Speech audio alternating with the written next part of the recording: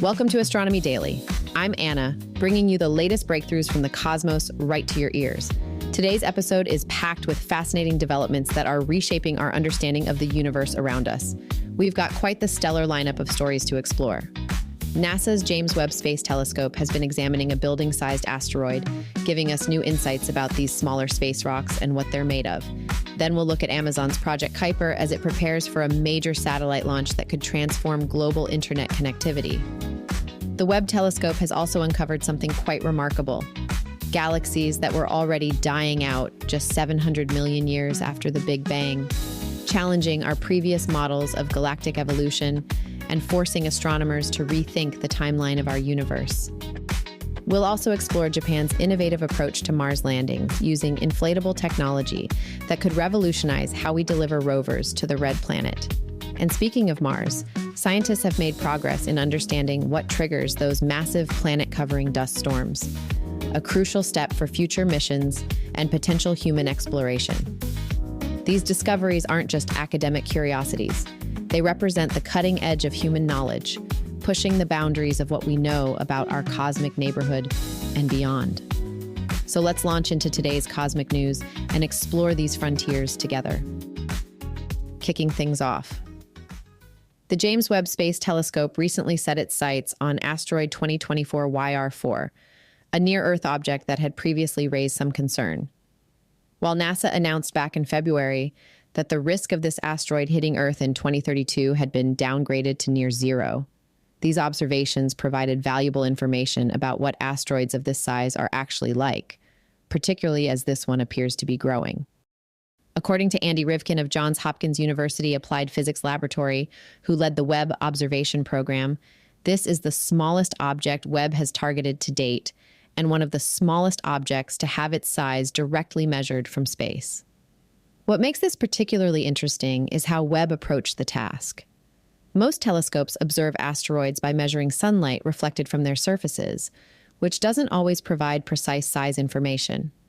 Webb, however, used both its near-infrared camera and mid-infrared instrument in tandem. The mid-infrared wavelengths allowed scientists to measure the heat given off by the asteroid itself, providing a direct measurement of its size. The observations revealed that 2024 YR4 is approximately 60 meters across, about the height of a 15-story building. But it's not just the size that proved interesting. The asteroid's thermal properties are notably different from those of larger asteroids.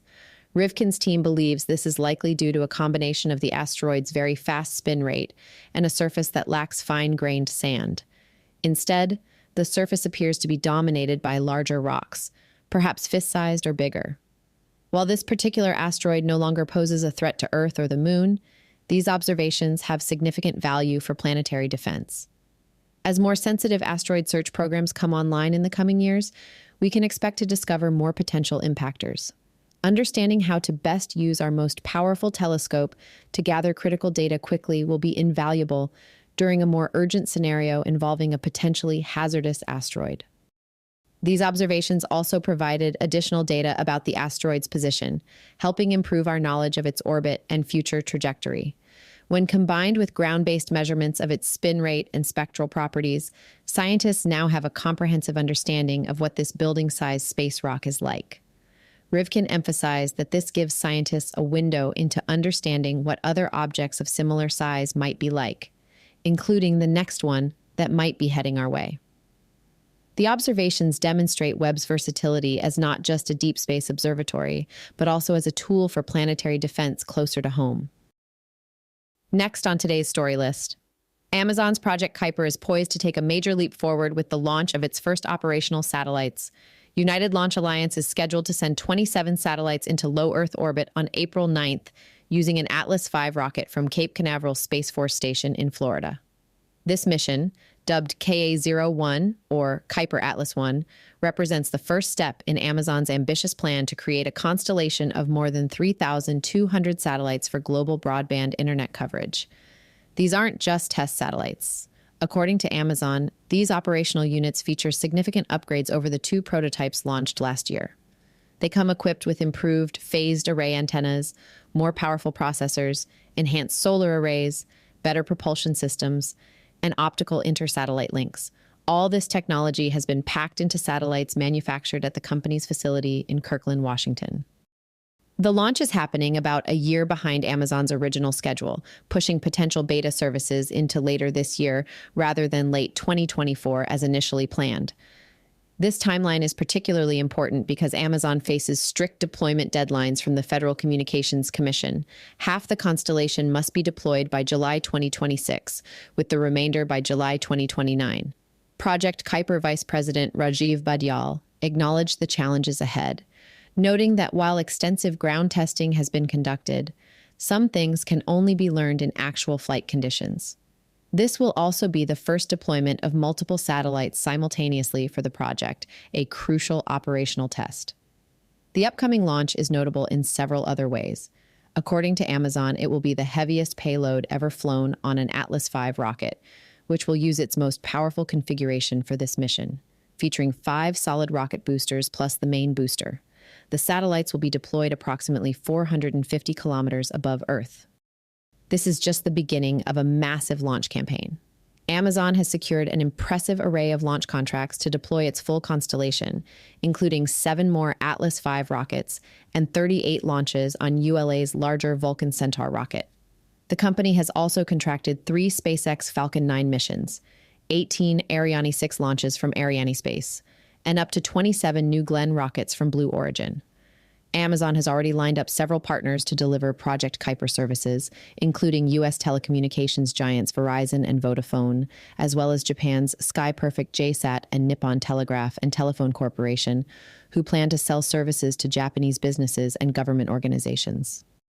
With this launch, the race to establish the next generation of satellite internet constellations intensifies, as Amazon joins SpaceX's Starlink and other competitors in the increasingly crowded low Earth orbit environment. Next up, we have another update from the JWST.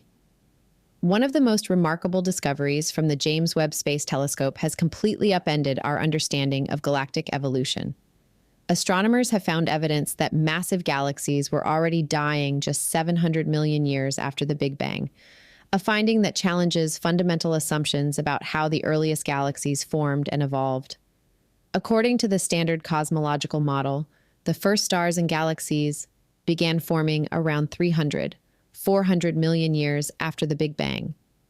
During this period, enormous clouds of neutral hydrogen gas collapsed to trigger rapid star formation, a process that was thought to continue uninterrupted for about 1 billion years.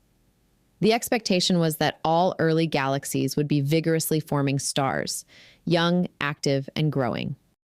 That's what makes the recent findings from an international team led by astronomers from the University of Geneva so surprising. As part of the Revealing the Universe with the James Webb Space Telescope program, known as RUBIES, they've identified what appears to be a quenched galaxy from this extremely early cosmic era. This particular galaxy, designated RUBIES UDS QGZ7, had already accumulated more than 10 billion solar masses of matter before rapidly becoming quiescent.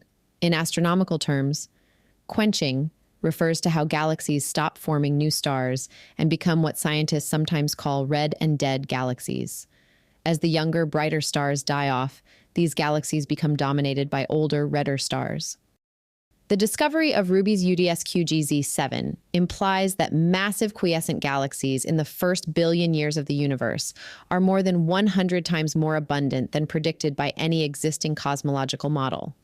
This creates significant tension between our theoretical understanding and the observational evidence from Webb.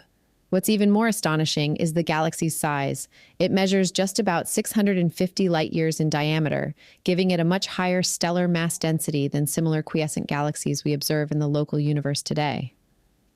Scientists believe these incredibly dense galaxies may have evolved into the cores of the massive elliptical galaxies we see in the modern cosmos. The prevailing theories about what causes galaxies to stop forming stars include stellar winds, outflows, and activity from supermassive black holes. But conventional models suggested this process would take much longer than what we're now observing. Finding a red and dead galaxy so early in cosmic history means that star formation and subsequent quenching must have happened far more rapidly than anyone anticipated. According to Andrea Weibel, the PhD student leading the study, This finding provides the first strong evidence that the centers of some nearby massive elliptical galaxies may have been in place since the first few 100 million years after the Big Bang, essentially preserving the fossil record of the earliest era of galaxy formation. It's been a while since we had any good news from JAXA, but today we have some. Japan is taking an ambitious new approach to Mars exploration that could revolutionize how we land spacecraft on the red planet. According to Masaki Fujimoto, the newly appointed Director General of the Institute of Space and Astronautical Sciences within JAXA, the Japanese space agency, is developing a novel landing system using inflatable decelerators that could enable more efficient missions to Mars. The concept combines proven technologies from two of Japan's recent space achievements. It leverages capabilities from the upcoming Martian moon's exploration mission, which aims to collect samples from Phobos, and incorporates lessons learned from the SMART lander for investigating moon spacecraft that achieved a remarkably precise lunar landing earlier this year, despite experiencing a thruster malfunction. At the heart of this innovative approach is an inflatable soft aeroshell that would handle the challenging entry, descent, and landing phases of a Mars mission. Instead of having a complicated operational supersonic parachute and a hard aeroshell, you can do all the job just with this single technology, Fujimoto explained during a presentation at the National Academy's Space Science Week. This approach offers significant advantages over traditional Mars landing systems. Current methods typically rely on complex combinations of heat shields, supersonic parachutes, and retrorockets, all of which must function perfectly in sequence for a successful landing. The Japanese concept streamlines this process considerably, with the inflatable aeroshell delivering the spacecraft through the Martian atmosphere and thrusters handling only the final touchdown phase. JAXA envisions using this technology to deliver relatively small rovers, weighing between 100 to 200 kilograms to the Martian surface. While modest in scale compared to NASA's car-sized Perseverance rover, these smaller vehicles could still conduct valuable scientific research at a fraction of the cost and complexity. The project is receiving financial support from the Space Strategic Fund, a Japanese government initiative providing $6.7 billion over a decade to advance critical space technologies. JAXA is collaborating with an unnamed commercial company to develop the inflatable aeroshell technology. While no specific timeline has been announced for when this technology might be ready for an actual Mars mission, the fact that it's beginning to materialize now suggests that Japan is serious about joining the small group of nations capable of successfully landing spacecraft on Mars. If successful, this approach could significantly lower the barriers to Martian exploration and potentially pave the way for more frequent missions to study the red planet's surface. Speaking of Mars, if you've ever wondered what the weather is like on Mars, it turns out it can be quite dramatic. New research from planetary scientists at the University of Colorado Boulder has revealed fascinating insights into the massive dust storms that occasionally engulf the entire red planet, making cloudy with a chance of catastrophic dust a legitimate Martian forecast. These planet-wide dust storms are truly awe-inspiring phenomena. They typically begin as smaller storms swirling around Mars' polar ice caps during the latter half of the Martian year, but under certain conditions, they can rapidly expand toward the equator, covering millions of square miles and lasting for days.